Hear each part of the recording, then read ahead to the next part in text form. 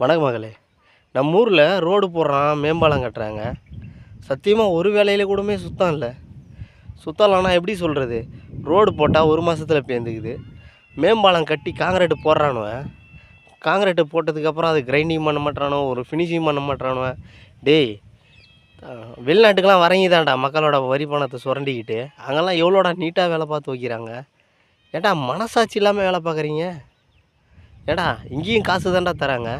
வெளிநாட்டில் ஒரு கான்ட்ராக்டை கொடுத்தா அது கான்ட்ராக்ட் முடிஞ்சதுக்கப்புறம் 10 வருஷம் அந்த கட்டுற பாலத்துக்கு எந்த பிரச்சனை நடந்தாலும் அவனுக்கு தான் டெபிட் பண்ணுவாங்க. அது மாதிரி இங்கே எவனுமே பண்ண மாட்டான். கடமைக்கு மக்களோட காசை எப்படிலாம் சுரண்டுறாங்களோ அப்படிலாம் சுரண்டுறானுவன். தயவு செஞ்சு இப்போ இருக்கிற டிவிக்கு அரசு எவன்கிட்ட வேணால் கான்ட்ராக்டை கொடுங்க, ஆனால் நல்ல மக்களுக்கு நல்ல சேவையாக பண்ண சொல்லுங்கள். இல்லைன்னா அவங்கள மாதிரி தான் நீங்களும் பண்ணுவீங்கன்னா அப்புறம் அவங்களுக்கும் என்ன வித்தியாசம்?